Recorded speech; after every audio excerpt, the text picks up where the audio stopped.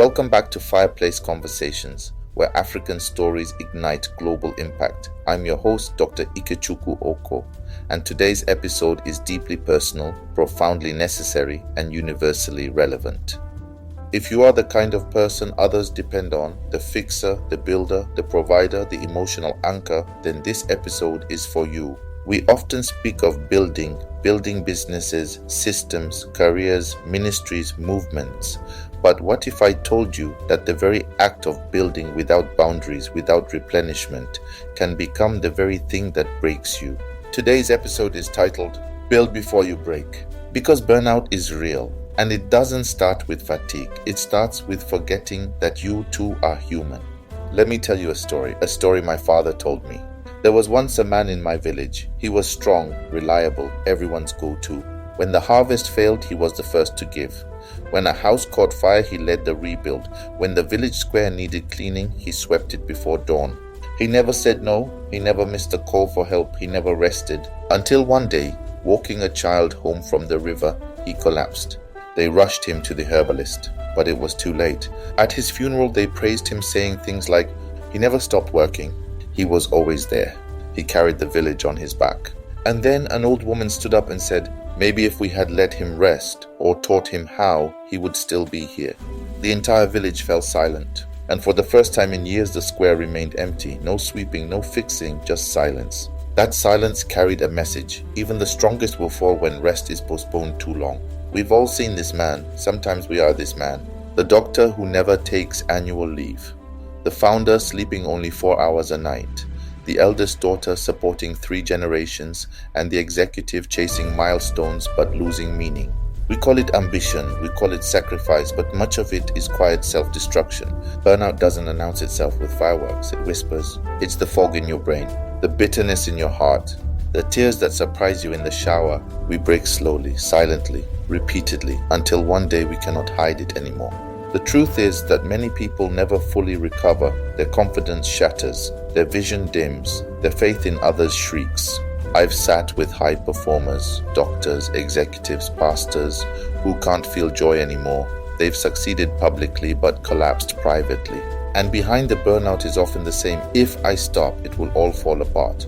But the reality is, if you don't stop, you will fall apart. And the people who love you, your children, your team, your community, they need you more than they need your output. In 2020, during my time in Saudi Arabia, the pressure was unrelenting. COVID-19 has turned everything upside down. I was working full shifts, managing crisis calls, supporting my team, and trying to balance family life. I remember sitting through a trauma call one night.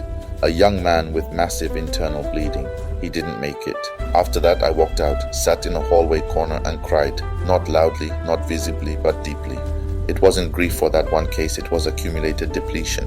The feeling that no matter how much I gave, I had nothing left. And yet, I still showed up the next day because that's what leaders do. Was that right? I leave you to answer that question. Leadership is not the art of pretending, it's the discipline of prioritizing sustainability.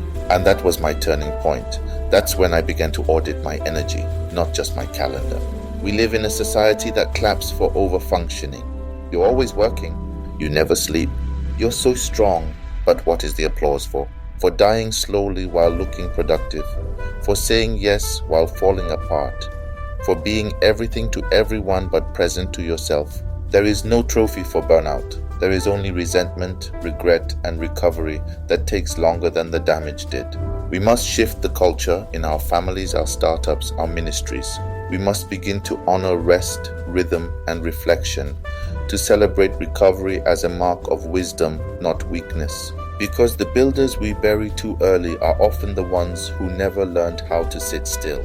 And here's the truth, most of us were never taught how to rest without guilt. We must teach that now, to ourselves, to our children, to our teams. Burnout is not just emotional fatigue, it's a chronic workplace syndrome, now formally recognized by the World Health Organization. It arises from prolonged exposure to unmanaged stress and manifests in 3 main ways. Firstly, emotional exhaustion, feeling drained and unable to cope. Secondly, depersonalization, growing cynical, distant, or emotionally numb. And lastly, reduced personal accomplishment, feeling ineffective or disconnected from one's work. Studies show that healthcare professionals, founders, and caregivers are some of the most at-risk groups. But it's not just about workload, it's about the absence of control, community, clarity, reward, fairness, and values alignment. If one or more of these 6 elements are consistently missing, even high performers will eventually spiral.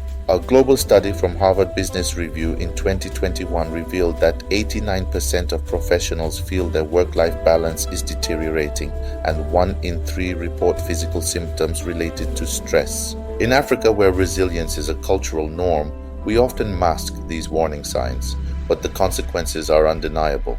Decision fatigue leading to medical or financial errors, increased risk of hypertension, stroke, and depression, relationship breakdowns and absentee parenting, leaders losing the ability to dream, plan, and inspire. We must stop treating burnout as a badge of honor. It is a public health crisis, especially for those we expect to lead. Let me share the story of Joy. Joy is a pediatric nurse in Lagos who worked back-to-back shifts during the COVID-19 pandemic. She took pride in her work, often staying longer than scheduled, mentoring junior staff, and covering for others who called in sick. But slowly her spark began to dim. She stopped calling home. She stopped journaling. Her appetite vanished. Then, one night, while administering medication, she fainted. They rushed her to the hospital, ironically the very one she worked in. Severe dehydration, extreme fatigue, nervous exhaustion. It took 2 months of leave, counseling, and deliberate rebuilding to get her back to a healthy rhythm. So what changed? She started tracking her energy, not just her hours. She set boundaries for when she wouldn't pick up extra shifts. She reconnected with her hobbies, singing, gardening, reading novels. And most importantly, she began to say no without apology. Joy now teaches nurses how to manage compassion fatigue. Her recovery became her mission. Burnout can take you out, but it can also birth a new chapter if you heal with intention. Long before calendars, timesheets, and burnout workshops, African communities built natural rhythms of rest into their seasons. The Yoruba observed Joyce in me. These are sacred rest days. The Ashanti honored the cycle of the moon to determine planting and reflection seasons. In my Ika culture, markets rotated every 4 days, ensuring days of pause and play in between. Even storytelling by the fireside, like we're doing now, was not leisure alone. It was ritual recovery.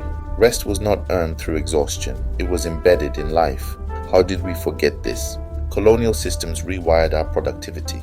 Capitalism commodified our energy. Globalization disconnected us from communal flow. Now, to restore balance, we must reclaim rhythm. We must work in cycles, not marathons. We must build rest into leadership calendars. We must honor the wisdom of elders who knew when to stop. African innovation doesn't mean abandoning our roots. It means anchoring them in modern relevance. Let's close with the stories of 3 leaders who chose sustainability and in doing so protected their fire. On.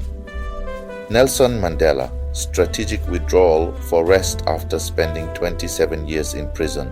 Mandela emerged not bitter but reflective.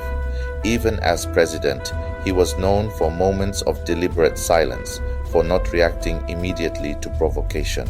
His leadership wasn't frantic, it was paced, thoughtful, strategic, and when his time was up, he stepped down. He didn't overstay, he didn't collapse under power. He protected his fire and handed the torch.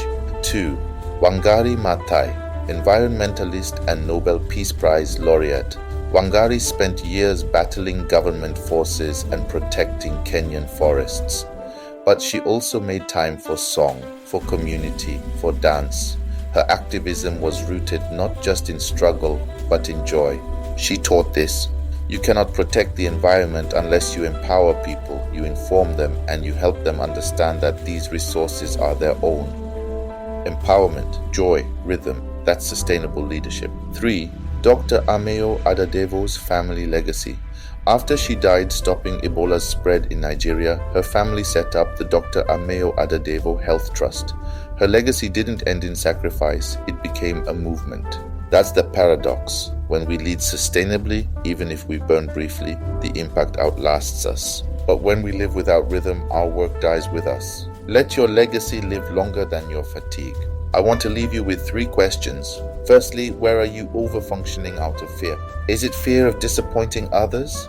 Is it fear of irrelevance? Is it fear of being replaced? Secondly, what would your life look like if you led with rhythm, not just responsibility?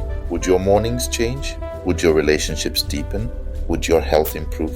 Lastly, who needs to hear this episode, and what conversation must you start with them? Is it your co-founder, your spouse, your mentor? Now here's your challenge. The build before you break challenge. This week I want you to do just 3 things. Take 1 whole evening off from all responsibilities. Write 1 clear no in a message or email. Book 1 recovery hour for yourself next week and honor it like it's your life.